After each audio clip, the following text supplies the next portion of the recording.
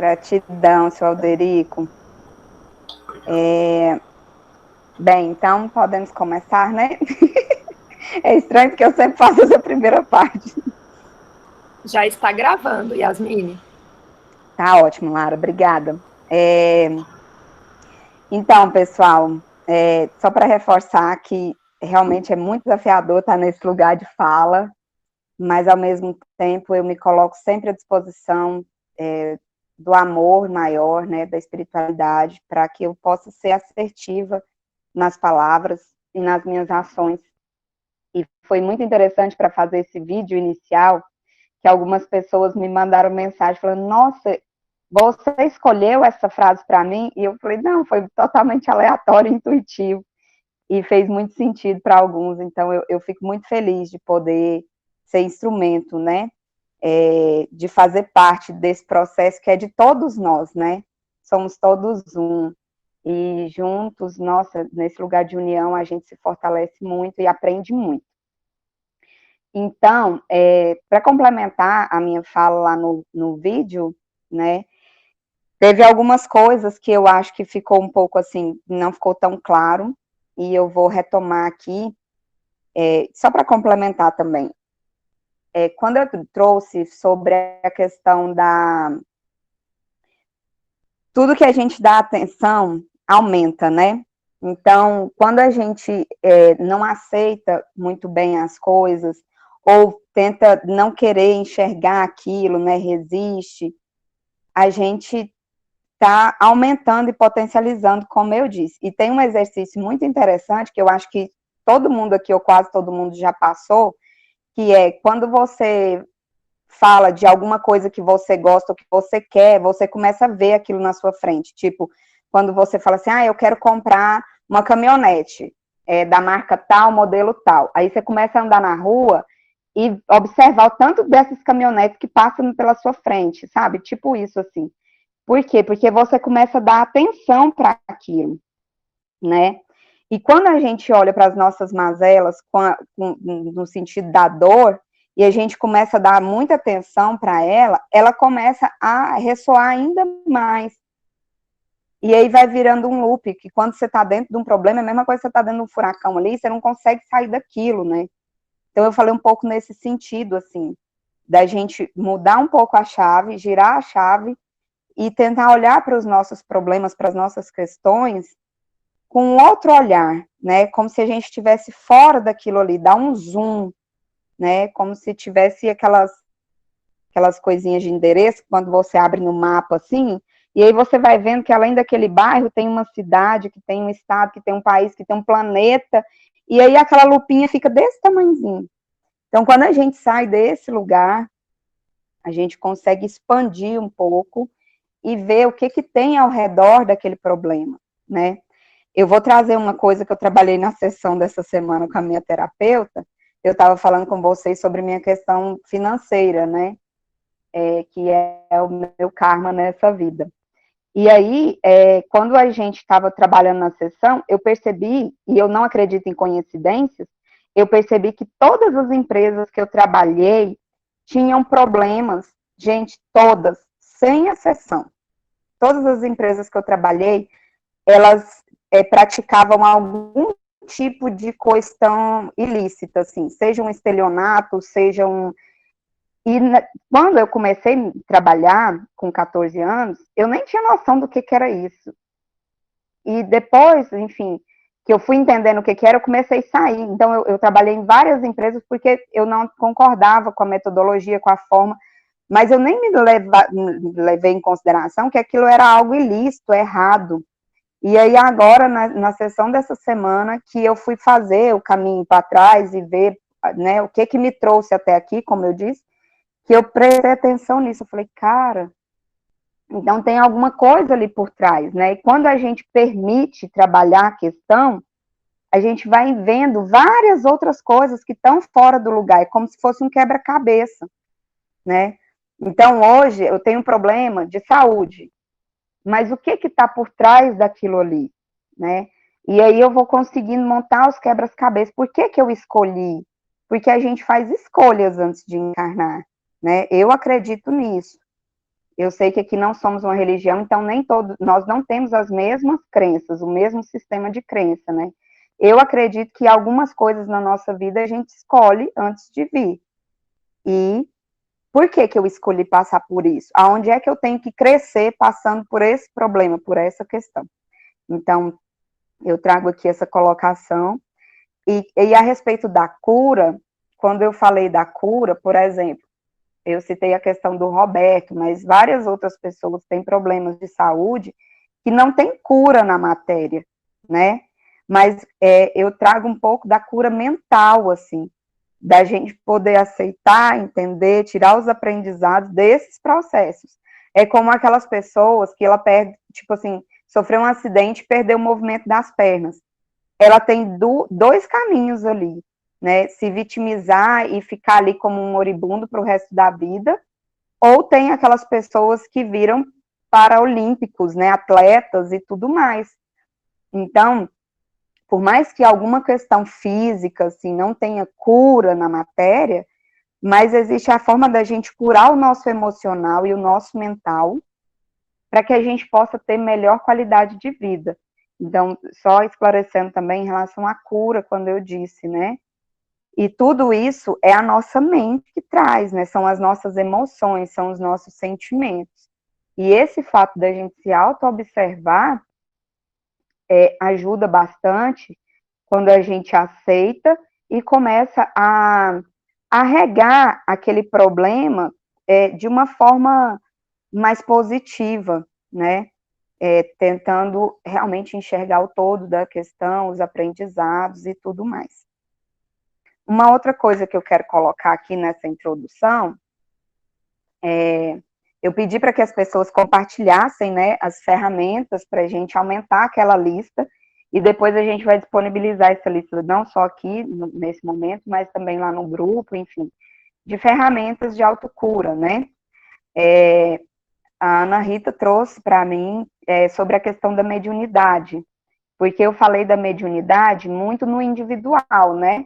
Como a mediunidade pode me auxiliar nesse processo, seja de forma intuitiva, com visão, com orientação que a gente recebe. Mas ela falou uma coisa super interessante, que é, a partir do momento que eu estou trabalhando mediunicamente, como, por exemplo, no trabalho de terça ou no trabalho de quinta, qualquer trabalho que a gente desenvolve da casa é um trabalho de mediunidade, né, gente? Isso aí todo mundo já sabe.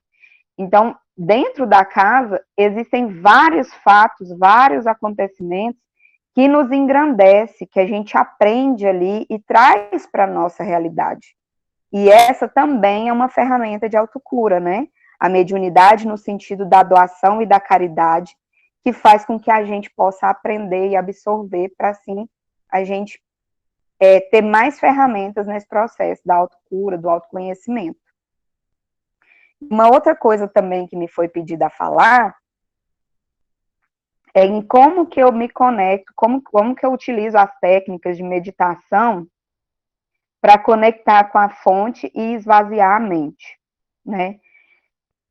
Bem, para mim, eu tento porque eu ainda carrego muitas coisas das religiões, principalmente da religião católica, que é a religião onde eu nasci, cresci, enfim, que é de colocar Deus num lugar muito distante de mim. Então, esse lugar de deixar Deus num lugar assim bem longe, sabe? E aí você fala com Deus naquela reverência, não que não deva ter, tá, gente? Só para deixar claro. Eu acredito que a gente tem que ter respeito, que a gente tem que reverenciar, mas, além disso, a gente precisa agir de acordo. E as ações, para mim, são mais importantes do que as palavras. Porque de nada adianta eu falar, né, com uma reverência, uma saudação, mas no fundo, eu estou ali agindo totalmente o contrário. É tipo aquelas pessoas que colocam a Bíblia debaixo do braço, chegam em casa e esculacha a família. Então, não faz sentido. Então, eu tento trazer Deus cada vez mais perto de mim. Eu lembro, quando eu era criança, que a Xuxa lançou uma música que ela falava assim, o cara lá de cima vai te dar. Não sei se vocês lembram dessa música. Na minha cidade, todo mundo excomungou a Xuxa nessa época. Eu morava numa cidade muito pequena e todo mundo, nossa, a Xuxa, ela é isso, ela é aquilo, proibiu as crianças, muitas famílias muito fervorosas de ouvir a Xuxa, porque a Xuxa chamou Deus de cara. Mas eu entendo que o sentido disso é trazer o Deus mais para perto da gente, ele é um amigo, né? Porque assim, a gente cresce muitas vezes ouvindo de um Deus muito punitivo, né? E Deus não é punitivo, Deus é amor, Deus é a essência divina que traz a vida, né? Tudo que há de bom e há de melhor. Então, no meu processo, que isso tem a ver, né, com a questão de esvaziar a mente, de me conectar com a fonte? Porque no meu processo de esvaziamento, eu chamo Deus para perto de mim, como se ele fosse um amigo mesmo, de verdade, assim, tipo, vem aqui. Então, quando eu inspiro, que eu solto o ar, eu imagino a minha mente lá no sétimo plano, não é nem que eu chamo ele para cá, eu que vou para lá. Na meditação guiada do Theta, quando fala das nossas ondas cerebrais, né, alfa, beta, gama, teta, o estado de meditação nos leva para essa onda cerebral, que é do relaxamento, né? E no estudo diz que existem os planos da existência. Então, quando a gente está fazendo a meditação, você imagina o seu coração canalizando com o centro da Terra, que é uma fonte de energia de muito amor também. Isso me causa um certo... Depois eu vou falar um pouco sobre isso, sobre os vários universos que eu vejo dentro de mim, da Terra, do planeta e das existências. Porque para mim tudo são vários universos. Então, a gente conecta com essa energia lá do centro, essa energia volta, sobe pela planta dos pés, vai passando pelo corpo e vai subindo. E acima aqui, um palmo acima da cabeça, a gente imagina uma bola de luz, e nessa bola de luz eu vou subindo pelo universo, vou passando pelos planos da existência, né? Pelos os planos dos irmãos espirituais, anjos de guarda, né? E aí eu vou subindo mais alto, passo pelo plano onde está Jesus, os seres ascensionados, depois eu passo pelo plano das leis e chego no sétimo plano da existência, que é a fonte de puro amor incondicional, ou seja, cheguei até Deus. Essa é uma meditação guiada muito interessante, porque parece que quando você vai subindo, vai ficando tudo para trás, aqueles pensamentos, aquelas falas mentais que eu explanei lá no início do vídeo, né, da gravação. E aí eu vou relaxando, relaxando. Quando eu chego lá, é como se eu desse um abraço no meu amigo, sabe? E aí assim eu consigo me esvaziar mais e me conectar com a fonte. E quando eu estou conectada com a fonte, que eu sinto o amor, é de arrepiar, assim, pra mim. Aí eu percebo que ali eu tô no vazio, assim, aonde eu posso ficar tranquila, receber a paz, entender que está tudo na mais perfeita ordem e recarregar as minhas energias. E aí me veio aqui agora de relatar uma experiência. Eu não sei se a maioria aqui talvez não saiba, porque tem muitas pessoas novas. Logo que eu entrei na ordem, eu entrei em 2012, em 2013 eu entrei numa sociedade que foi muito dura para mim, foi muito desafiadora, eu passei por muitos problemas, e todos os dias eu ia para a ordem, porque era como se lá eu recarregasse a minha energia para viver o dia seguinte.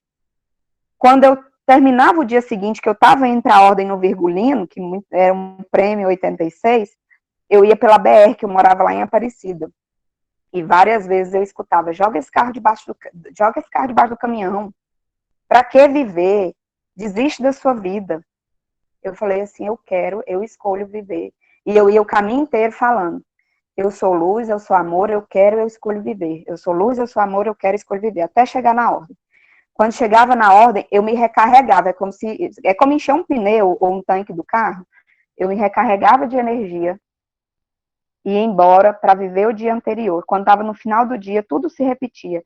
E assim eu vivi por muitos meses, gente. Por muitos meses. Foi, assim, muito desafiador. mas foi um aprendizado tão grande, que eu agradeço a Deus todos os dias, porque eu amadureci e eu cresci no processo mais dolorido da minha vida.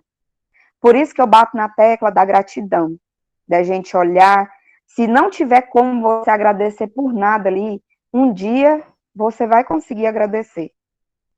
Porque hoje, passado tantos anos, ou tantos assim não, né? Uns 4 anos, eu agradeço. Eu agradeço por tudo aquilo que eu passei, porque eu amadureci muito, eu cresci muito enquanto pessoa, enquanto ser humano e enquanto ser espiritual, porque eu era uma pessoa completamente indisciplinada, egoísta, imatura, e se eu não tivesse passando por essa situação, eu talvez não teria ficado na ordem, porque a ordem exige uma disciplina que eu não tinha. E, nossa, só quem me lembra dessa época de mim sabe o quanto eu era indisciplinada, eu questionava, sempre questionei muito as coisas. 7 anos, né, mamãe? Passa tão depressa que eu pensei que era 4. Então, eu dou graças a Deus, porque realmente aquela situação me trouxe até aqui. Me trouxe a oportunidade de estar aqui com vocês. Então, eu vejo que naquele momento, quando eu ia para a ordem, eu sentia aquele esvaziamento. Esse esvaziamento, sabe? De deixar com que tudo que é bom entre e tudo que é ruim saia. Então, no processo de meditação, quando eu consigo fazer essa conexão com a fonte, vamos dizer assim, eu sinto esse esvaziamento. E uma vez também, relatando aqui as experiências, né, gente? Uma vez, num processo com a bebida sagrada, eu ouvi de um irmão muito querido que todas as vezes que eu fosse para dentro da mata, para dentro da floresta, me conectasse com a natureza, eu estaria expandindo ali a minha consciência. Então, muitas vezes a gente fica esperando, né? Ai, como expandir a minha consciência? Essa meditação já faz com que a gente expanda a nossa consciência, né? Quando você se conecta com a natureza, entra nesse lugar, e eu fiz esse teste porque eu ouvi a orientação e falei, eu vou fazer esse teste. Realmente é uma expansão incrível de consciência. No momento de uma oração, né, do terço e tudo mais, também é uma oportunidade da gente expandir a consciência. E por que expandir a nossa consciência? Porque quando a gente expande, é aquela questão da lupa, né? Do pinguelinho lá do MAPS. Você expande, você abre, e aí você consegue perceber o todo, que está muito além ali do umbigo, como disse na música, né? Que vai muito além dos problemas, né, dessas coisas que são tão passageiras, mas quando a gente está vibrando na dor, parece que demora demais. Parece que uma hora é um ano, porque não passa, né? E aí, quando a gente se dá essa oportunidade de aceitar a dor e expandir um pouco, a gente consegue liberar. Eu vou trazer aqui um outro relato que eu pensei muito em dizer ou não, mas eu vou dizer, porque é muito interessante. Uma vez, eu não posso com pimenta. Toda vez que eu como pimenta, eu sinto muita cólica no intestino, enfim. Aí eu comi, eu nem sabia, porque era pimenta de cheiro, então não dá nem para saber. E eu tava com aquela cólica no intestino, uma dor, que eu chorava. Aí eu fui no banheiro. Aí eu lembrei, falei, não, vou respirar aqui e vou conversar com essa dor. Falei, o que que tá acontecendo? Eu tava contraída, né? Quando a gente contrai, dói mais. Aí eu peguei e liberei a dor, falei, peraí, eu te libero, tava doendo, tá? Eu falei, mas não significa que liberou. Aí eu liberei, falei, oh, por favor, me mostra o que que foi que aconteceu, por que que tá doendo desse tanto? E aí eu escutei a dor falando comigo. Gente, eu não sou doida, tá? Mas eu escutei a dor falando comigo. Você tá com dor porque você comeu pimenta e você sabe que você não pode comer pimenta. Aí eu falei, tá bom, se o aprendizado que eu tenho que tirar com essa dor agora é que eu não posso comer pimenta, eu já tirei, muito obrigada, eu vou me atentar mais à minha alimentação. E aí foi vindo várias coisas sobre alimentação, porque foi uma época que eu tava com alimentação péssima. E aí eu falei, tudo bem, eu aceito. A hora que eu aceitei, que eu liberei, gente, foi uma bomba. Foi muito engraçado. Eu nunca esqueço desse dia, porque eu falei, caramba, foi só eu aceitar. Foi até aí que eu percebi, que eu comecei a me atentar para essa questão da aceitação. Foi só eu aceitar e o negócio fluiu. Porque nesse processo também, quando a gente diz eu aceitei, você soltou, né? Quando a gente solta, a gente libera e deixa aí. Quando a gente contrai, a gente está represando, né? Tá segurando ali, tipo, quando você agarra numa coisa e não quer soltar mais. E a partir do momento que você aceita, você solta, você libera e deixa com que as coisas fluam mais rápido. Então é isso, assim, a minha fala aqui. E se vocês tiverem alguma pergunta, alguma questão, alguma contribuição, a Gabi trouxe também algumas coisas. Se você quiser ler, Gabi, as suas que ela tinha me mandado no privado, as sugestões de ferramentas também, né? E se tiver qualquer outra dúvida, enfim, eu me coloco à disposição. Se eu não souber responder, eu chamo os universitários. Oi, Mili. Oi, Gabi. Primeiramente, parabéns, viu, pela sua fala, pela sua coragem de estar aqui. É muito desafiador falar, ainda mais falar sem ter um público presente, né? Assim, dessa forma que a gente que está acontecendo de forma online, né? E falar sem ter aquela escuta, né? Aquela resposta da fala, né? Aquela troca, né? De pelo menos olhar assim para aquelas pessoas, né, que está ali, mas é desafiador, mas foi lindo, foi muito bom, foi muito bonita a sua fala. Eu tenho uma pergunta, mas eu queria saber se você quer que eu leia todas as ferramentas que você colocou, se você quer deixar isso para o final, ou se você quer que eu fale as que eu acrescentei, assim. Pode falar o que você acrescentou, depois no final a gente coloca tudo. Como a Yasmine colocou 10 ferramentas, né? E foi muito bem colocadas essas ferramentas, e é uma prática, é um hábito, né? Essas ferramentas é um hábito para se fazer. Eu estou aqui com a minha folhinha, né? Que eu coloquei as 10 ferramentas aqui no papel e acrescentei, assim, mais 3, né? Praticar atividade física, né? Eu acho que é uma ferramenta muito importante para o nosso dia a dia, para a gente liberar esse estresse, e eu sempre gostei muito de praticar atividade, não assim, de ir em academia, e eu sempre fiz capoeira, né? Então, eu faço capoeira tem 16 anos. Agora eu dei, assim, uma afastada dessa atividade. Mas eu sempre tive hobby, desde criança eu fazia natação, fazia balé, e a minha paixão foi a capoeira. Então, eu acho muito importante, assim, que a gente tenha, né, a prática de alguma coisa que a gente goste, né, e que você saia um pouco do lugar, né, você saia um pouco, na capoeira eu esquecia muito da minha rotina, dos meus problemas, então era completo para mim, né, então eu tinha tenho a capoeira como um lugar para me esvaziar minha mente, para eu estar lá.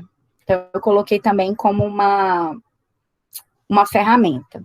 Outra ferramenta que eu utilizo bastante também, e que você, inclusive, falou dela aqui, na parte do amor, né? Na nona ferramenta, você fala do amor, se amar e escutar músicas, né? Que é uma das formas de amar. Mas eu coloquei essa ferramenta específica de ouvir músicas e mantras. Eu escuto muito música. A música, ela muda o padrão vibratório da gente, né? Quando eu tô triste, aliás, eu escuto música quase, assim, eu escuto música até para trabalhar. Eu coloco uma musiquinha de fundo e é incrível como a música me faz vibrar alto, me eleva, me faz feliz, me preenche. Eu sempre tive essa musicalidade muito forte dentro de mim, apesar de não ser cantora, né, não canto, mas eu gosto muito da música, então eu coloquei ela como a 12ª ferramenta. E a 13ª ferramenta que eu coloquei aqui, na minha folhinha, eu sou antiga, porque olha aqui, colocar aqui no papel, eu tô achando graça. A 13ª ferramenta, eu coloquei aprender coisas novas. Eu sempre gostei de aprender coisas novas. Eu sempre fui muito curiosa. Tocar um instrumento, aprender uma dança diferente, aprender... Agora, nessa atual conjuntura, eu tô louca para aprender a fazer crochê. Que eu adoro roupa de crochê, eu gosto de tapete de crochê, gosto de saia. Então, eu tô querendo me desafiar a aprender. Então, assim, eu coloquei a 13ª como aprender coisas novas, né? Sair daquele lugar de eu não consigo e eu não posso. Então, foi as 3 ferramentas que eu acrescentei aqui, e espero que se alguém tiver mais e quiser colocar, né, também, a gente vai enviar essas ferramentas no grupo, e é um hábito, né, eu penso que praticando essas ferramentas é um hábito muito saudável, é um hábito de autoconhecimento e de autocura mesmo, como você colocou, né, no seu vídeo. Então, eu vou fazer... Você quer comentar alguma coisa, Mini, sobre as ferramentas que eu acrescentei? Eu achei maravilhoso, Gabi, e eu acho que é isso mesmo, assim, a gente... Eu gosto dessa coisa de lista, eu não sou virginiana, mas eu gosto dessa coisa das listas, porque às vezes você está num dia sem muita criatividade, você olha ali na lista e você puxa, né, um item que possa te ajudar ali naquele momento. E assim, gente, quando eu falei também sobre a autocura, eu fiquei olhando assim para o tanto de ferramentas que a gente tem na casa, que não dá nem para listar aqui. Eu tentei ser bem genérica quando eu falei de mediunidade, de ervas, e são coisas que, se a gente olhar pela sincronicidade, é tudo que a gente já falou todos os domingos até aqui, né? Se a gente pegar os encontros anteriores, cada encontro é uma grande ferramenta de autocura, né? Então, para que sofrer, né? Eu tenho uma frase, gente, bem clichê, mas que eu acho que é bem real, assim, a dor é inevitável, mas o sofrimento, ele é opcional. Então, a gente escolhe se a gente quer ficar ali sofrendo ou se a gente quer sair daquele lugar, né? Esse processo de autoconhecimento, de saber, de se autoconhecer, ele é um processo muito bonito para a gente saber como sair. É como se a gente estivesse num labirinto. E aí, quanto mais você vai se autoconhecendo, mais as paredes desse labirinto vai ruindo, vai caindo, e o espaço vai ficando mais livre para a gente passar, para a gente viver, né? Antes, eu passava, assim, uma semana sofrendo por um problema. Hoje, eu passo, no máximo, meio-dia. Eu acho que eu já evolui bastante, assim, de ficar remoendo as coisas. E eu tenho muita pressa também em resolver minhas questões. Então, porque eu não gosto de ficar ali, ai, meu Deus, fulano tá com raiva. Esses dias, não muito, eu acho que foi esse ano, né, Gabi, que eu falei, gente, a Gabi tá chateada comigo, eu vou chamar ela e vou conversar, porque eu não aguento. Aí eu falei, Gabi, o que aconteceu? Então, eu faço isso não só com as pessoas, mas com todos os meus problemas. Eu acho que a vida é muito curta e é uma dádiva muito grande para a gente perder tempo aqui, ficando remoendo problemas, questões. Vamos embora viver, vamos ser felizes, né? Como diz o Tadashi lá da meditação. Vamos ser felizes, vamos nos libertar. Então, eu acho que isso é uma libertação muito grande. Você tinha uma pergunta também, Gabi? Eu tenho uma pergunta aqui para te fazer. Vou te colocar na parede agora. Tô brincando. Não, A minha pergunta é sobre, assim, é relacionada ao vídeo que você fez, tá dentro da sua fala, é sobre a questão, né, que você fala da técnica de escavação. Eu queria que você falasse um pouquinho mais sobre essa técnica de escavação, né, e como aplicá-la, né, que você falou, você citou um exemplo do medo, né? Você citou o exemplo do medo da barata, né? E o que tem de pior se eu ver a barata? Eu queria que você falasse um pouquinho dessa técnica para mim, porque eu achei ela muito interessante mas ao mesmo tempo ela é também assim, eu tenho um desafio, uma dificuldade de fazer, de trabalhar essa técnica, né? E assim, porque eu fazia ela de um outro modo, eu não conhecia esse nome, técnica de escavação, mas eu já refletia sobre isso, o que tinha de pior, né? E eu gostaria que você falasse um pouquinho dela. Então, no Theta Healing, porque é tudo em inglês, eles chamam de digging, né? E daí na tradução é escavação. Eu não gosto de ficar usando palavras em inglês, porque eu gosto de português. Depois, quando eu fui... É porque, assim, gente, o Theta Healing é uma técnica nova, e eu não sei muito, assim, eu só sei do que é anunciado, mas eu entendo que muitas terapias, assim, se tornou muito comercial, então eu tento separar um pouco, eu pego o que é bom daquilo ali e vou seguindo meu caminho, né? Geralmente, essa técnica ela é aplicada por terapeutas mesmo, né? Porque ela não é muito simples, não é muito fácil para a gente fazer sozinho. Mas, depois eu descobri que ela é uma técnica milenar. Eu não sei se o Anderson conhece, porque quando a gente fala de milenar, não é porque você é milenar, não, viu, Anderson? Mas geralmente é porque esse trem de milênios atrás você tá entendendo, né? Aí talvez você já possa falar um pouco mais sobre, que é dessa pergunta, né? O que tem de pior? Então, dizem que essa pergunta ela já vem de muitos anos, não sei de onde, eu nunca fui a fundo. Mas, enfim, esse trabalho que eu já fiz comigo, quando eu fui falando o que tem de pior em tal coisa, às vezes um medo bobo, como o medo de barata, traz um trauma lá da infância, que ficou registrado no subconsciente, né? E aí esse trauma foi direcionado para uma outra coisa. É tipo aquela história da toalha molhada, tipo, a mulher e o marido tá ali, né? O casal tá com vários problemas, mas não fala, fica guardando, guardando, guardando. Aí vem a toalha molhada em cima da cama, a casa cai, vai pro chão, né? Mas não foi a toalha molhada, né? Foi às vezes uma falta de atenção, uma palavra mais rude que ficou guardada. Então, a analogia que eu faço é bem essa, assim. É a gente descobrir onde é que está o ponto-chave da questão, né? Assim, eu só te interferindo, assim, a minha questão principal é como ressignificar, entendeu? Ah, entendi. Como que eu vou ressignificar? A gente vai, por exemplo, você vai fazendo essas perguntas até você encontrar, né? A partir do momento que você encontrou aquela origem, né, que te deu aquele problema, ou né, que você começou, né, você descobriu o porquê, né, que está por trás daquele medo ou daquele problema, e você ressignificar. O ressignificar, para mim, Que é uma questão. que é uma questão. O ressignificar é tipo, você entender por que você passou com aquilo. É tipo a escola.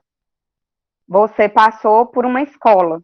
Para que você passou por aquela escola? Né? Para hoje você ser uma advogada.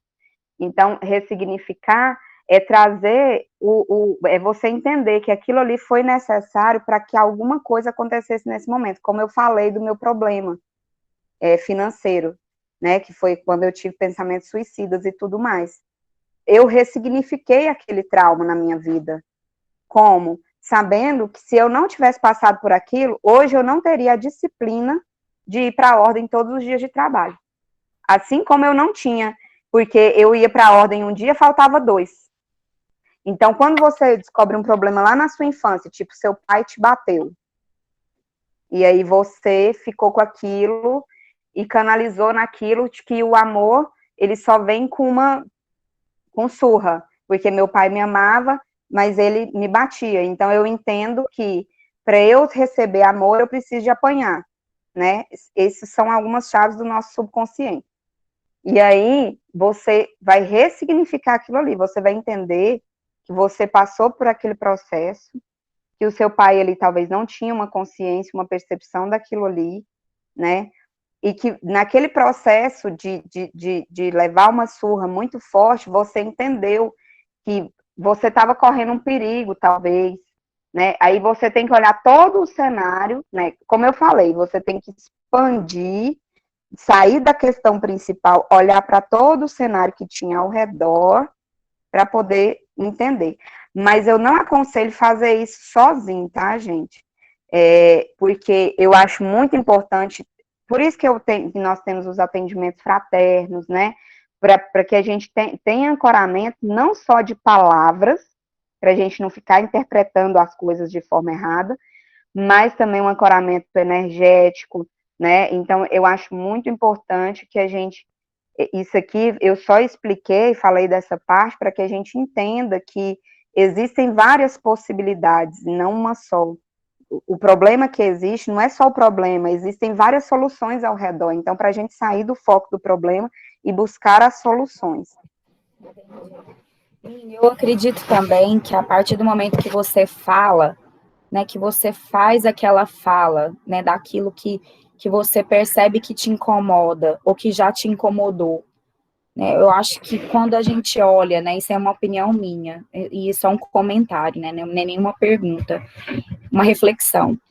Quando você olha para aquilo, eu penso que você já está ressignificando alguma coisa, né? A partir do momento que eu olho para aquele problema, que eu achava que era um problema, eu ressignifico com o meu olhar, né? Eu penso dessa forma, né? A partir do momento que eu olho para ele e falo dele, né? Eu acho que a fala é muito importante, né? Ela liberta. E eu consegui muito na terapia do Evangelho, conduzindo, porque eu conduzi ela há muitos anos, né, na Irmandade. Eu tinha muito desafio com a comunicação e com a fala, né? E até hoje eu ainda tenho esses desafios de comunicar. Acho que por timidez, por nunca, né, me achar assim que me colocar no lugar de que não é importante o que eu falo, né? Então, por muito tempo eu tive isso comigo. Então, a partir do momento que eu olhei para aquilo e foi trabalhado outras coisas. Você se deu a permissão, né, Gabi? Porque eu acho que o importante de quando a gente aceita uma questão é porque a gente se dá permissão para mudar aquilo, né? Não que a gente vai estalar os dedos e vai mudar, mas a gente se dá permissão para começar de grão em grão, né? O processo de transformação. É como a lagarta mesmo que vai se transformando na borboleta, né? É doído, dói, dói, dói. Não é fácil, mas é super necessário. E eu falo que é como um parto normal, porque na hora dói demais, mas depois você pode sair dançando, que é maravilhoso. Então, o processo eu sinto que é muito esse, assim. E você falou aí da terapia do evangelho, a gente falou do atendimento fraterno, gente, são ferramentas maravilhosas de autocura.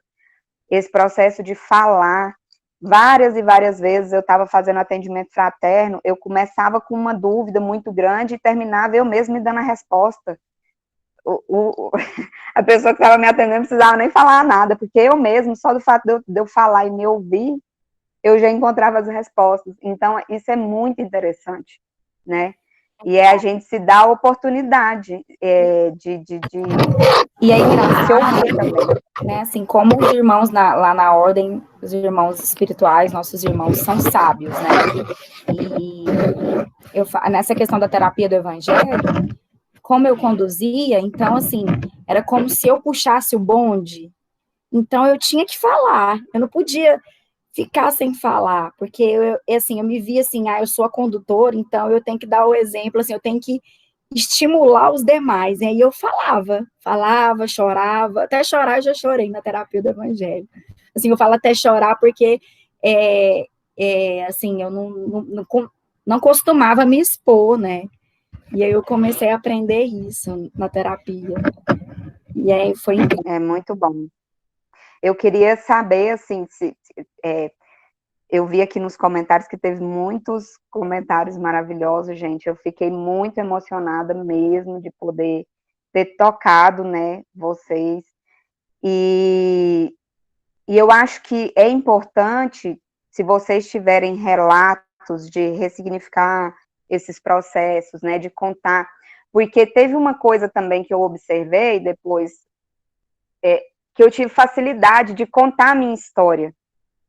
Ou seja, eu percebi que, eu falei, cara, depois que eu gravei o vídeo que eu mandei, foi no final da semana, né, que eu tinha mandado, eu falei, nossa, eu consegui ressignificar a minha história, porque eu contei ela, e eu contei de uma forma muito tranquila.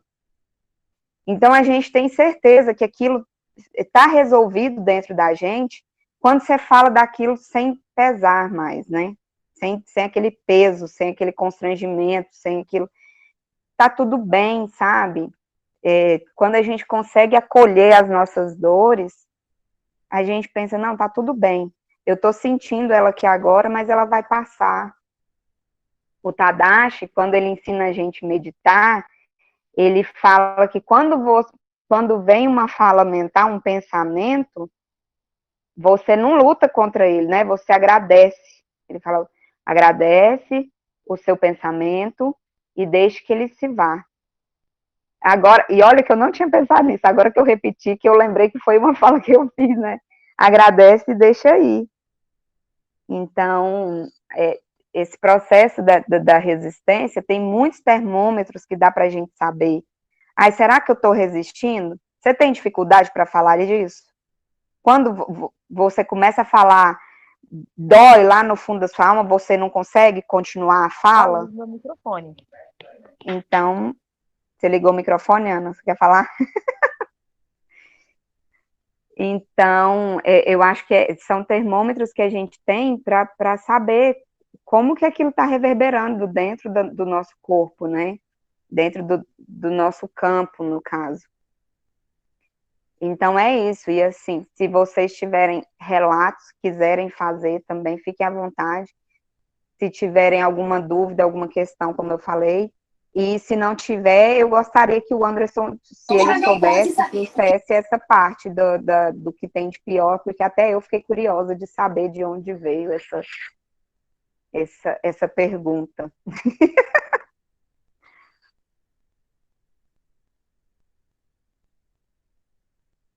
A Aninha falou que não quer falar, não, a Maria Ângela, que tinha aberto o microfone.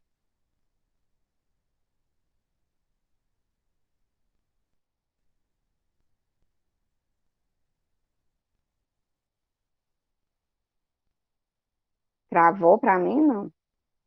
Tá me ouvindo? Estou te ouvindo. Tá. Então, Anderson, você tá aí? Sim, minha flor. Você já ouviu sobre isso? Você tem alguma coisa para dizer? A gente estudou um pouco sobre essas técnicas, né? Que são técnicas de retorno. E me parece, pelo que você colocou agora há pouco, que no Tetra usa-se a expressão escavamento ou escavação, correto?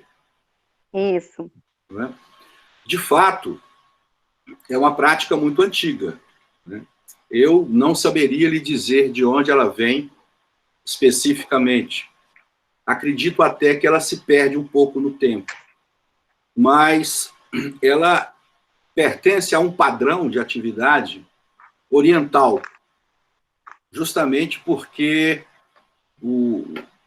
a maneira de pensar a realidade dos orientais, ela é bem diferente da maneira como os ocidentais trabalham. Né?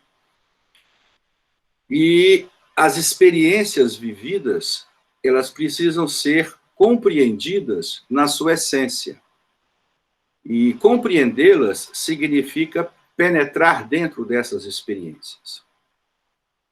O que eu queria chamar a atenção, e de uma determinada maneira você já alertou para isso, né, é o cuidado com essas técnicas, principalmente essa. Né?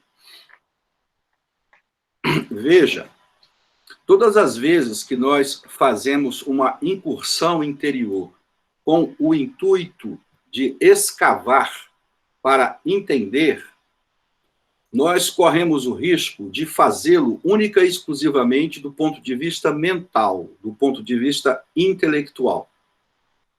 Se não houver uma preparação, se não houver um contexto, vou até um pouquinho mais longe, se não houver um método que me resguarde nessa descida, nesse mergulho, primeiro, quando eu mergulho num poço que eu não vejo o fundo, eu certamente não sei o que eu vou encontrar. E nós somos poços profundíssimos. Não apenas do ponto de vista da nossa psique em si, que já é absolutamente profunda, não é? Mas também, se formos acreditar a isso, o elemento espiritual e reencarnacionista, ele é mais profundo ainda, porque eu estou descendo, não é, em situações que estão guardadas e protegidas pelo manto do esquecimento, de uma certa forma, armazenadas do perispírito até o mental superior, em se tratando dos nossos corpos. Então, ao descer, ao escavar, apenas com a pergunta mental, apenas com a pergunta intelectual, pode ser que eu encontre coisas que eu certamente não gostaria de encontrar. E algumas extremamente perigosas, com as quais eu não estou pronto ainda para lidar. Não é? Por isso, fazendo um breve parêntese, chama-se muita atenção para se ter cuidado com a hipnose. E também com as famosas terapias de vidas passadas. Fecha-se o parênteses. Quando a pergunta ela é feita de forma especulativa, quando a pergunta tem uma natureza de curiosidade, pura e simplesmente, certamente eu não vou conseguir fazer o que você chamou de ressignificação. Eu farei uma constatação. E posso, inclusive, chegar a determinados pontos e descobertas que podem aumentar a minha raiva. Eu posso compreender aquele medo interior, ou medo primeiro, e trazer outros que eu não conhecia, que podem potencializar aquele anterior e outros que podem aparecer. Portanto, esse contexto da preparação, do método, da forma como eu vou abordar aquilo que eu sou, mas eu não me lembro, aquilo que eu sou, mas eu não me recordo, aquilo que eu sou, mas eu havia esquecido, ou de alguma maneira os mecanismos que eu tenho colocaram para debaixo do tapete, não é? Podem realmente trazer alguns problemas sérios. Você falou dos ancoramentos, não é? Poderíamos, por exemplo, estar correndo um risco muito grande na ordem, quando nós, que não somos terapeutas, que não somos psicólogos, etc., fazemos esses trabalhos, não é? Se não houvesse junto conosco toda uma preparação do ambiente, toda uma egrégora dos irmãos ali trabalhando conosco, e toda uma condução que é profundamente amorosa. Esse é o primeiro ponto. Conhecer a mim mesmo sem amor, conhecer a mim mesmo sem carinho, conhecer a mim mesmo sem afeto e sem respeito pelo que eu sou, pode me transformar numa bala de bazuca. Né?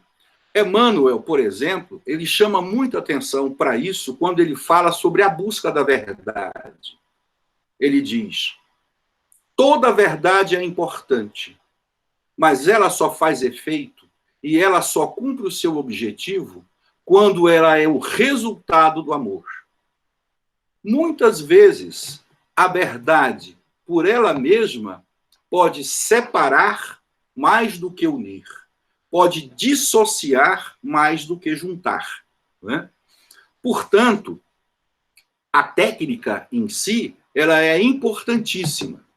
Na ciência, por exemplo, ela é conhecida como heurística. Esse é o nome que se dá a ela. A técnica ela é muito importante, ela é, sim, um avanço. Acredito que, nos dias atuais, ela, inclusive, foi muito bem preparada, já foi muito bem trabalhada. Existem pessoas muito capazes de estarem conduzindo-a, mas ela, de fato, precisa ser processada, né, e trabalhada com muitos cuidados, para que eu não tenha um rescaldo, um respingo, um contravapor, que pode, inclusive, produzir surtos. Né? Nós vemos, inclusive, esse tipo de situação, e quero trazer agora, para não ficar um campo mais científico, mas como vocês têm colocado desde o princípio para dentro da casa, não é? Observe como essas coisas acontecem, por exemplo, agora num campo onde a consciência está profundamente ampliada, nos diálogos fraternos da casa. Vejam que coisa interessante. Tanto aqueles que já trabalharam como interlocutores, como os nossos médiuns psicofônicos, e a maioria é consciente, olha, nós nos deparamos com situações terríveis.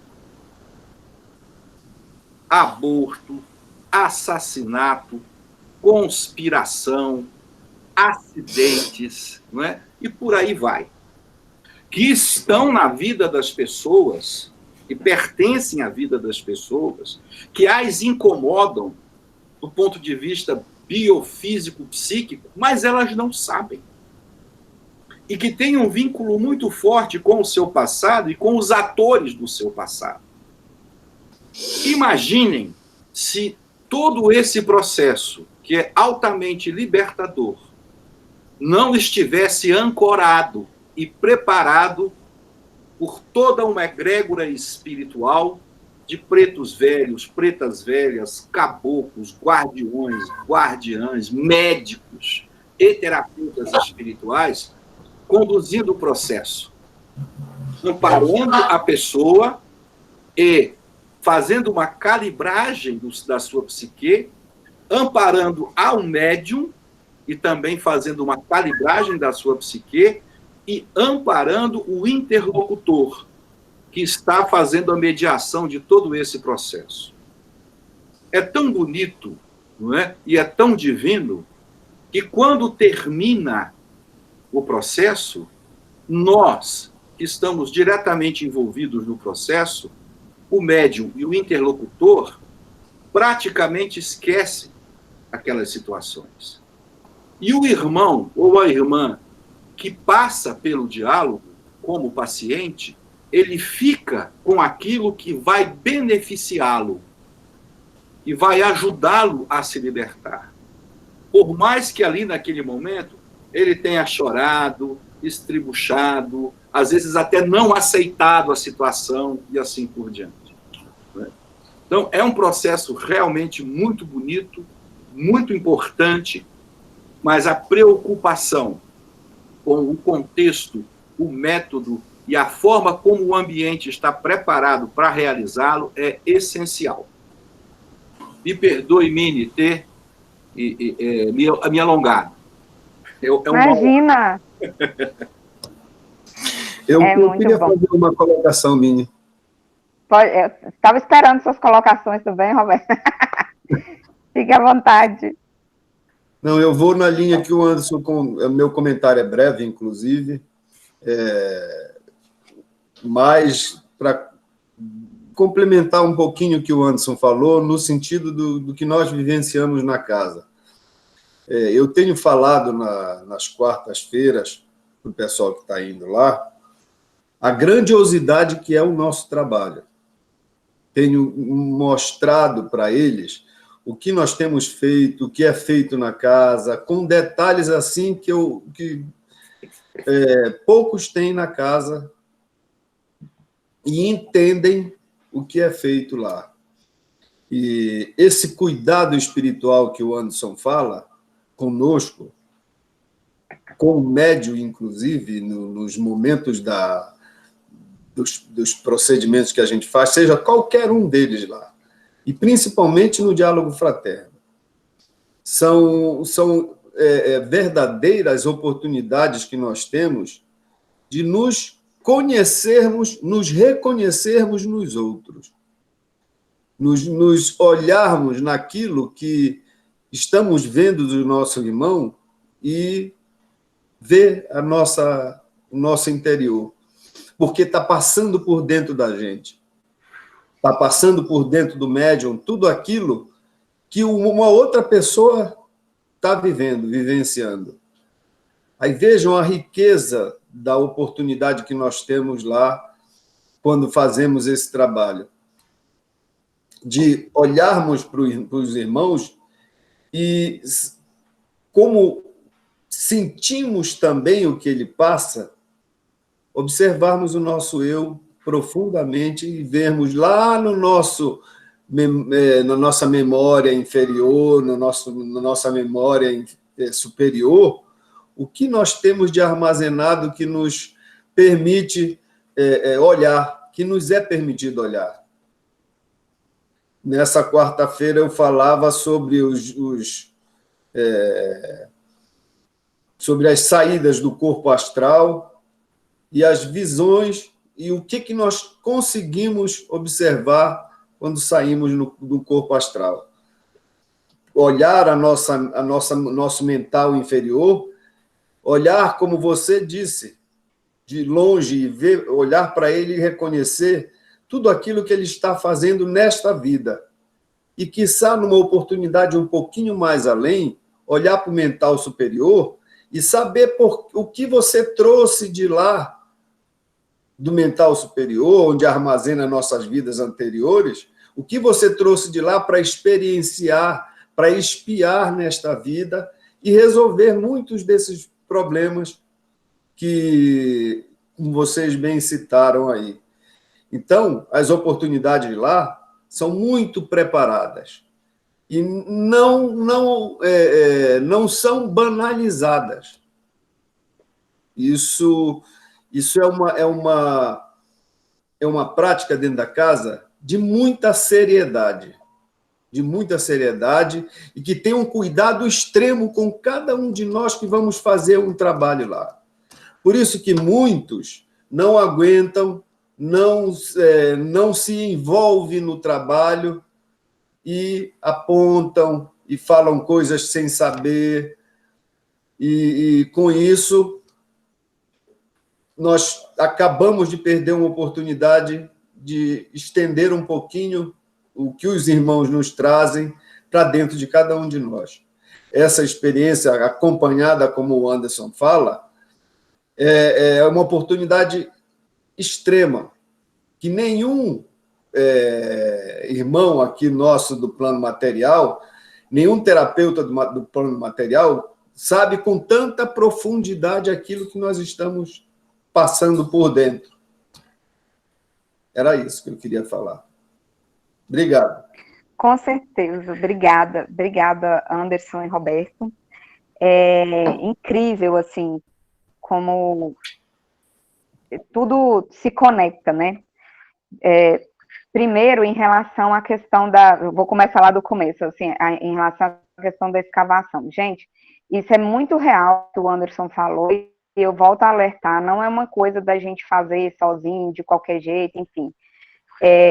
Quando eu comecei a fazer esses processos, com acompanhamento, no caso, né, eu comecei a questionar muita coisa, porque vai indo, você sai realmente dessa, igual o Anderson falou, você sai daqui e vai vindo coisas de outras vidas, de não sei o quê, e eu não gosto disso, assim, eu particularmente. E aí um dia eu questionei com a minha mentora, eu falei, por que isso chegou para mim? Porque eu não queria, eu estava resistindo, né?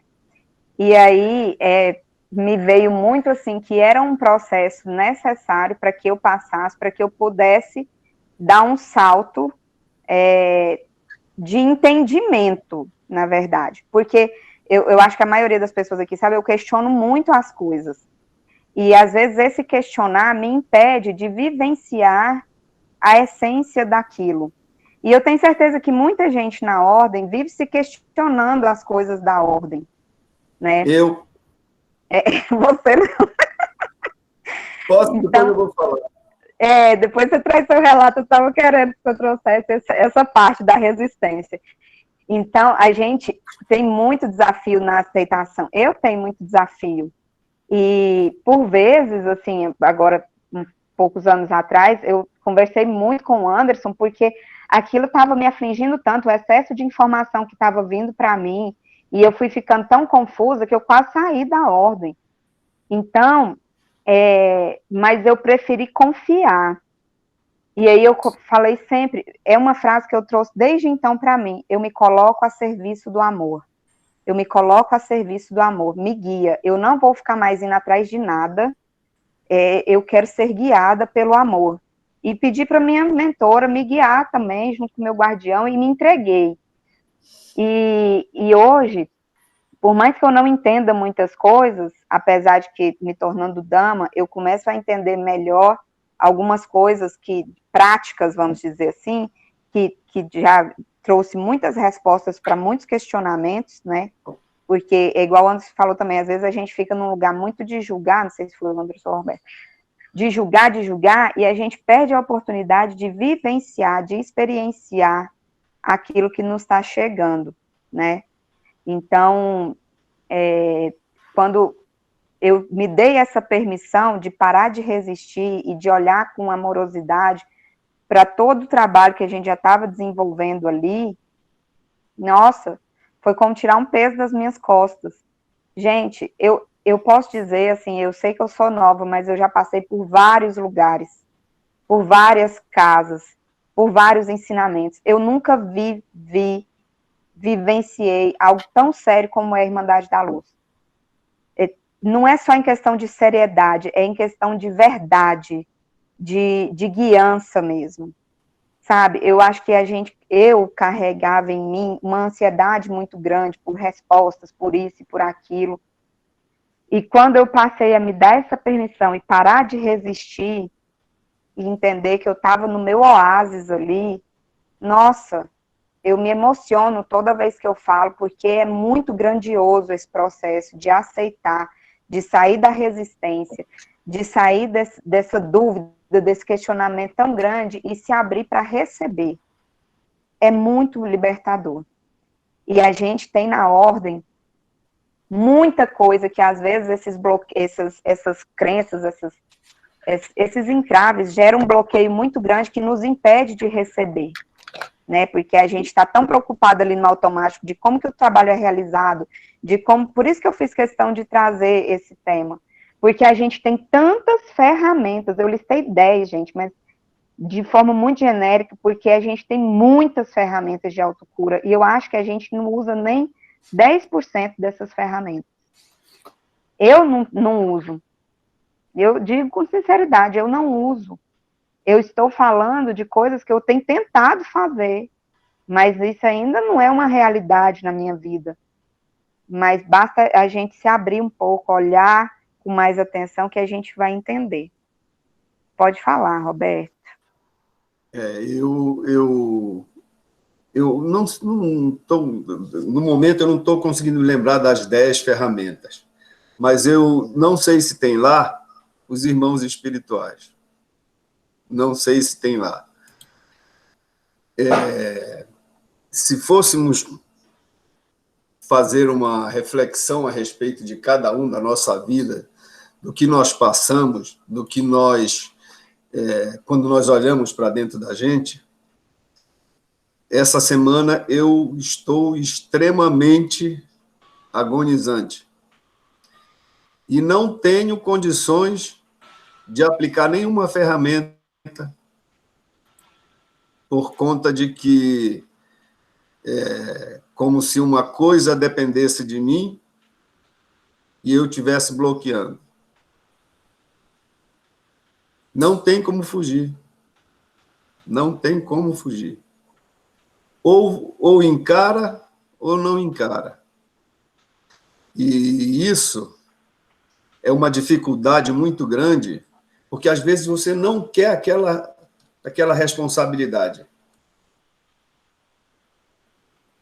E eu tive medo de renegar essa responsabilidade durante a semana inteira.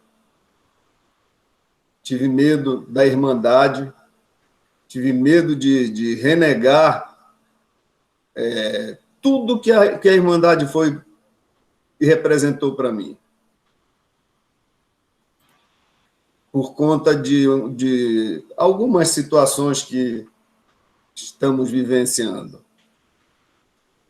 Mas esse autoconhecimento, se não fossem os irmãos espirituais, Ralph, agora o Eusébio, que chegou muito forte para conversar, tem conversado comigo, não fosse o mestre Irineu, com todo aquele amor, com toda aquela compreensão, que foi a segunda vez que ele falou assim comigo. Porque eu queria não estar na responsabilidade que eu estou.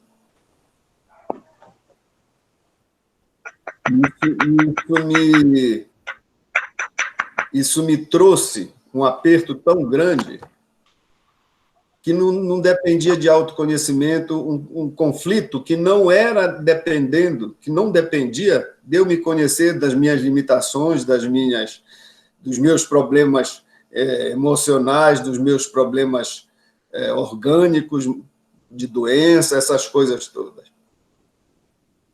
Então, é muito difícil quando se está sozinho no plano material para fazer esta reflexão se você consegue ou não dar um passo à frente. Consegue ou não tomar uma decisão que vá aliviar, tirar o peso das costas, como você falou. E a Irmandade, eles estão junto conosco nestes momentos que nós pensamos que estamos sozinhos.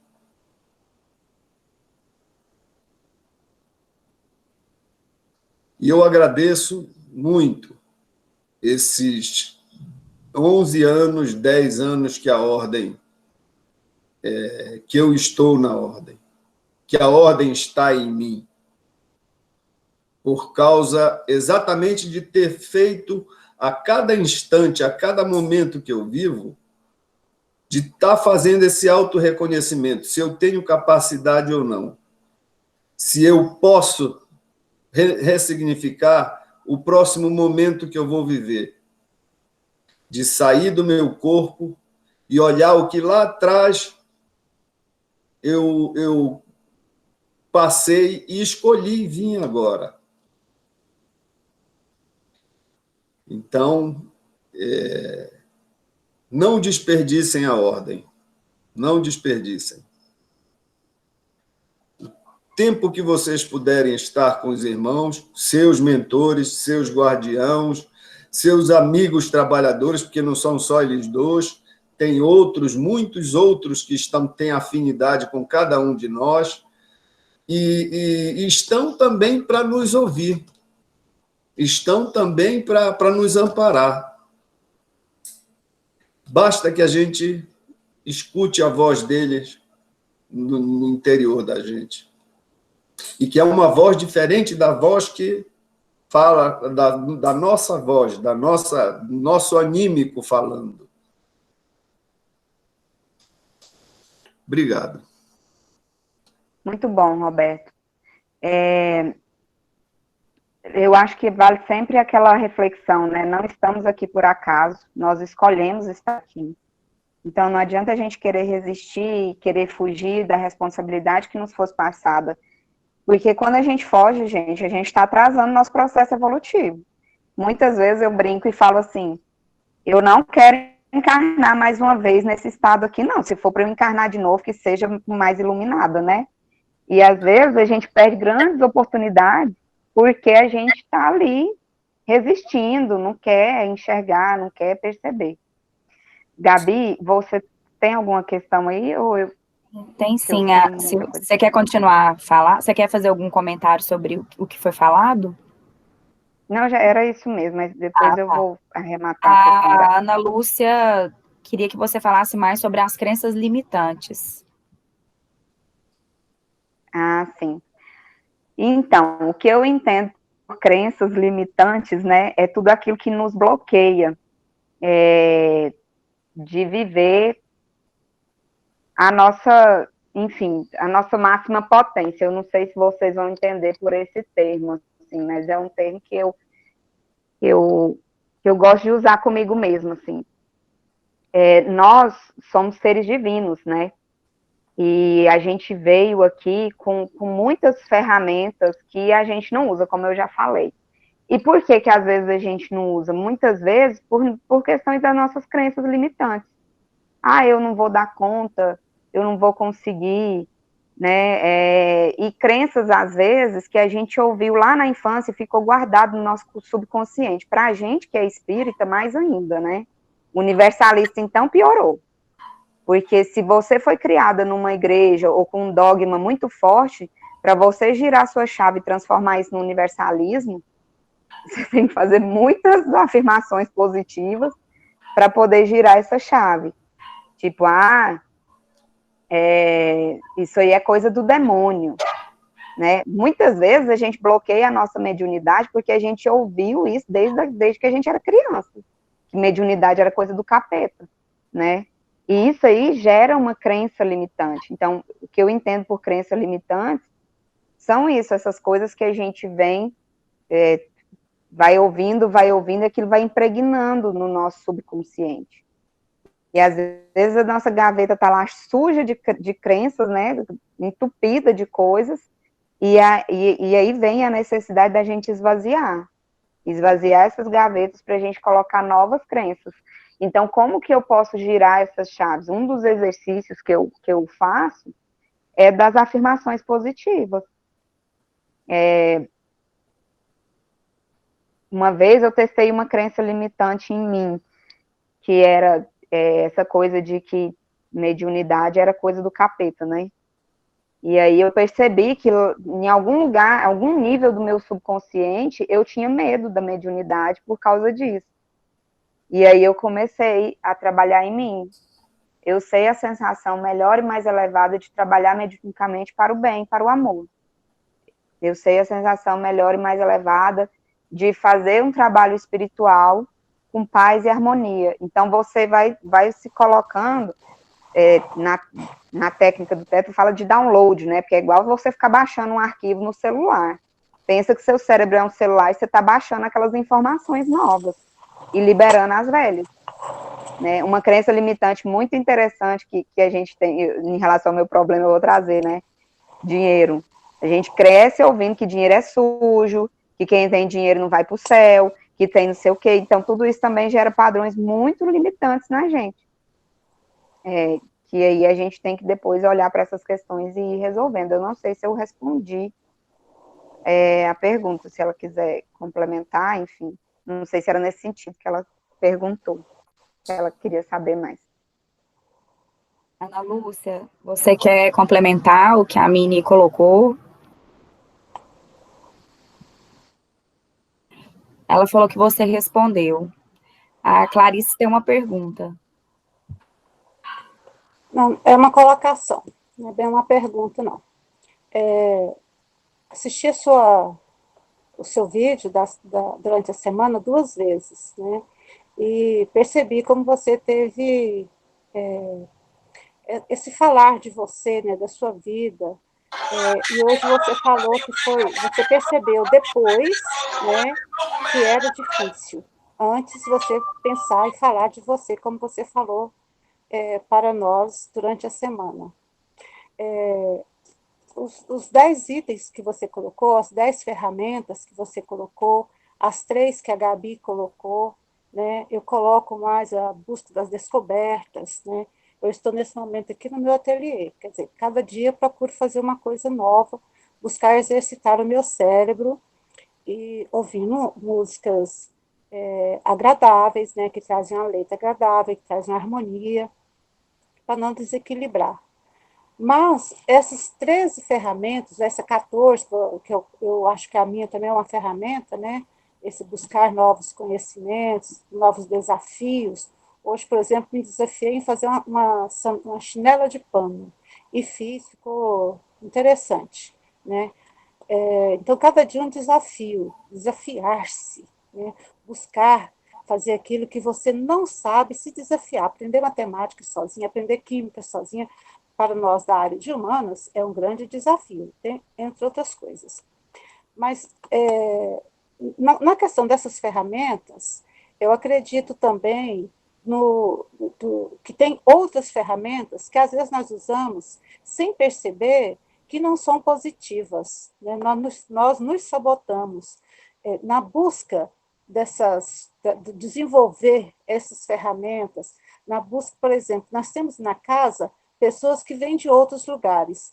Você deu um exemplo, você falando que você já teve várias experiências, né? Passou por várias experiências de busca, de encontrar, de se encontrar.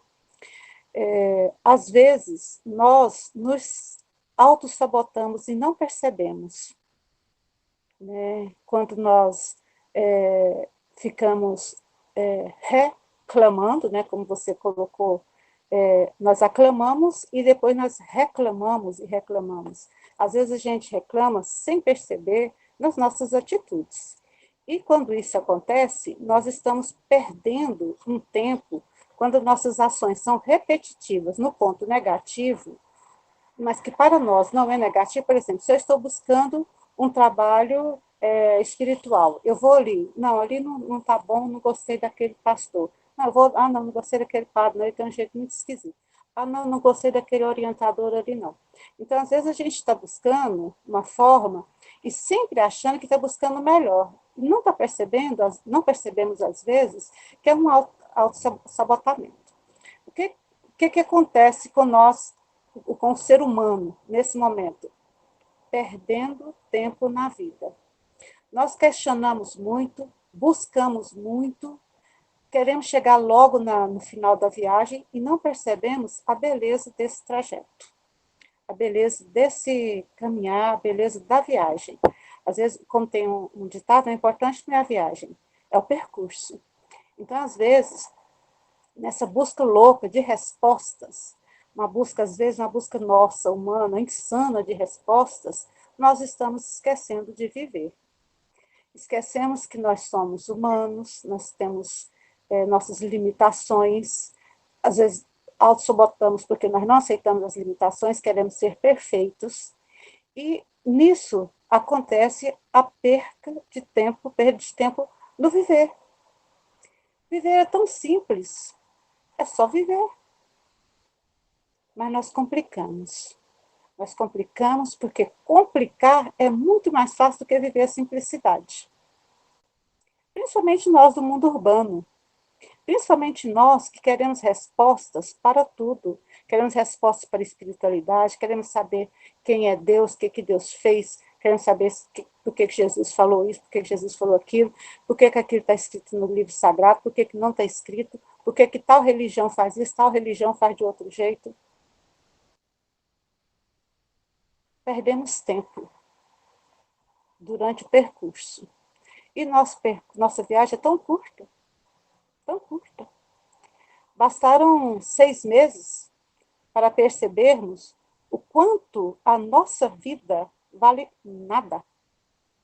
Nós esquecemos de agradecer, simplesmente agradecer. É muito fácil clicar na mensagem, bom dia, boa tarde, que o seu fim de semana seja maravilhoso. É muito bom, é muito fácil, é muito tranquilo. E às vezes a gente recebe tanto, a gente já vai passando o dedo assim, não capta a reação, a verdadeira emanação da energia daquela mensagem, mesmo sendo virtual. Então, nós perdemos tempo, buscando uma perfeição. E, para tantos, né, 120 mil, dos 120 mil, ou talvez até mais, quantos ficaram querendo que chegasse logo no final da viagem, sem perceber o percurso? Então, talvez uma boa ferramenta nesse momento, né, nosso, no tempo que nós estamos vivendo, né, cada dia mais opressivo, cada dia mais questionador, cada dia mais oprimido, Então, talvez seja olhar um pouco para a janela e olhar o percurso. Olhar ao redor, olhar mais através da minha janela, através da janela do vizinho, né, lá do banco, do outro banco.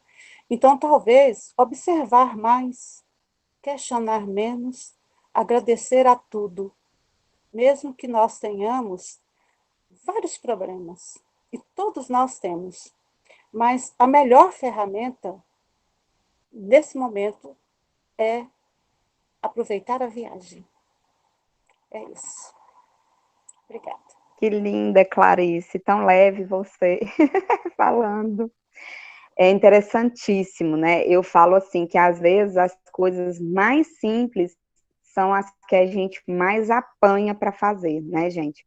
Umas coisas simples que às vezes os irmãos ficam lá falando a mesma coisa várias vezes, porque a gente não capta isso, né? A fuga, como a gente foge, né? Eu acho que essa sabotagem é muito da fuga. Teve vezes que eu pensei, ai, gente, queria mudar daqui, mudar de cidade, mudar. E daí eu pensei, se estivesse lá, não estaria sentindo a mesma coisa? Que às vezes a gente quer fugir para algum lugar, e aonde a gente for, a gente vai estar carregando aquilo. Porque não é o outro, não é o externo, é aqui dentro da gente, né? E, assim, duas coisas que eu trago, e já caminhando para finalizar, né, Gabi? Duas observações que eu faço não se comparem, eu faço esse exercício comigo também. Cada um tem sua caminhada, cada um tem seu trajeto. Não adianta a gente querer fazer igual ao outro, às vezes perdendo tempo de estar usando as nossas máximas potências, a nossa habilidade ali. Lá na ordem, principalmente, cada um tem sua função e nenhuma função é mais importante do que a outra, né? Então, não adianta a gente querer comparar o auxiliar com o ancião, sendo que os dois são super necessários no trabalho que está desenvolvendo, e não só pelo nível, né, por ser auxiliar, por ser ancião, mas pela atividade que está desenvolvendo. A atividade de preparar o ambiente é tão importante quanto a atividade mediúnica psicofônica, né? E às vezes essa comparação derruba a gente pelo meio do caminho. Então, vamos olhar para a nossa habilidade, para aquilo que a gente tem de melhor e ser isso que a gente veio para ser. Se eu vim aqui na Terra para ser uma agricultora familiar, não adianta eu querer bater na tecla de querer ser uma advogada, porque eu não vou ser uma boa advogada. Eu vim para mexer na terra. E eu tenho que ter orgulho disso. Eu tenho que ter orgulho do meu propósito, daquilo que eu vim para fazer aqui, e fazer com maestria, né? Então, isso também é uma ferramenta que eu busco trazer para mim, a não comparação. Outra coisa também que eu queria trazer, e eu queria ter falado isso no vídeo e não falei, gente, a aceitação, não só da gente e das nossas questões, mas aceitar o outro do jeito que o outro é, né? E às vezes a gente fala que aceita, mas no fundo não está aceitando nada. Eu falo que eu aceito que a minha irmã, ela tem uma relação homoafetiva, mas quando ela chega perto de mim, com a namorada dela, eu falo, não fica beijando aqui não, porque senão os outros veem, fica comentando. Isso é aceitar? Não é, né? Então, às vezes, a gente fica aí passando pano, fingindo que aceita o outro, que aceita as situações e tudo mais, mas a gente está resistindo à mudança, resistindo ao tempo e interferindo ainda no processo de aceitação do outro. E aí eu vou pedir licença para o Roberto para falar, para usar o exemplo dele, porque foi o que me veio agora. Eu fico direto, assim, desde que começou o tema, eu falo para o Roberto, aceita que você é o jambu lá do treme-treme da Dona Odete, né? E fica no treme-treme, e tá tudo bem, e vamos embora ser feliz. Mas, ao mesmo tempo, eu percebo que o Roberto, quando ele chega, assim, tremendo e tudo, alguém fala, ai, toma um chá para poder você parar. E quanto que deve ser ruim para ele ficar ouvindo isso dos outros? Então, isso interfere, eu penso, não estou falando que ele falou isso, não, Mas eu penso que isso deve interferir até no próprio processo dele de aceitação, porque que chato que é eu mostrar quem eu realmente sou e os outros ficar aí querendo dar palpite, ou querendo, mesmo que seja com boa intenção, tá, gente? Mas a gente tem que ter cuidado em como a gente demonstra as nossas boas intenções. Porque não adianta também a gente, às vezes, ser aquela sincera, eu sou sincera, né? Eu tô fazendo de bom grado, mas será que o outro está recebendo de bom grado? Então, para a gente ficar atento a nós e ao outro, para que a gente não só tenha mais qualidade de vida e uma vida mais saudável emocionalmente e tudo mais, mas para que a gente possa proporcionar isso para as outras pessoas também. Aceitar a gente e o outro. Não julgar nem a gente, nem ficar aí se martirizando, remoendo e tudo mais, e não julgar os outros também. Tá tudo na mais perfeita ordem, como diz a minha mãe. Tá tudo bem, sorria, né? Vamos ser felizes, vamos viver de forma tranquila, de forma leve, e que a gente possa ser sempre instrumento. Vamos ser as nossas melhores versões aqui na Terra. Vamos nos colocar a serviço do amor. Vamos confiar, deixar a ansiedade de lado, deixar o medo de lado e confiar. Vamos dar o primeiro passo e deixar que Deus coloque o chão embaixo do nosso pé. Mesmo quando tudo estiver escuro, vamos ser a luz que vai iluminar o nosso próprio caminho. Então, a minha mensagem para vocês nessa noite, enfim, nessa semana, né, é essa, viu? Eu amo vocês. Eu fiquei muito emocionada de ver o vídeo no resultado final, de ver quase todo mundo. Depois a gente vai gravar todo mundo. Vamos fazer vamos escolher um tema depois para participar todo mundo, os anciões, as damas, enfim, o conselho. Foi muito lindo. Gratidão de coração. Muito obrigada a cada um de vocês. Um beijo. Parabéns, Mini, foi muito linda sua fala. Parabéns. Parabéns. Obrigada. É muito desafiador mesmo falar e principalmente falar de nós mesmos. Muito lindo mesmo, parabéns. Obrigado por ter me referenciado. Espero que você não tenha achado ruim. De jeito nenhum. E obrigada por ter me motivado quando eu te levei a ideia para você, e você me motivou e falou, não, vamos fazer. E estamos aí, né, enfrentando Eu os sabia desafios. que dava conta, lembra que eu te disse? E fica aí a oportunidade, gente. Se eu conseguir, qualquer um consegue. Vamos que vamos. Todo mundo aí trazer a nossa sabedoria, sei lá, a nossa luz, né? Então, agora, Mini, a gente vai passar a lista, né, das ferramentas no grupo da Irmandade, junto com o vídeo também, esse vídeo que foi colocado aqui, a gente vai postar lá também no grupo, que é uma música, é uma letra de uma música muito linda. Eu quero me curar de... Como é que é a música? Como é que é a letra, Mini? Me curar de mim, o nome da música. Me curar de vou mim. mandar. Então, eu passo agora para a Antônia fazer o encerramento. E agradeço a todos, gratidão e boa noite.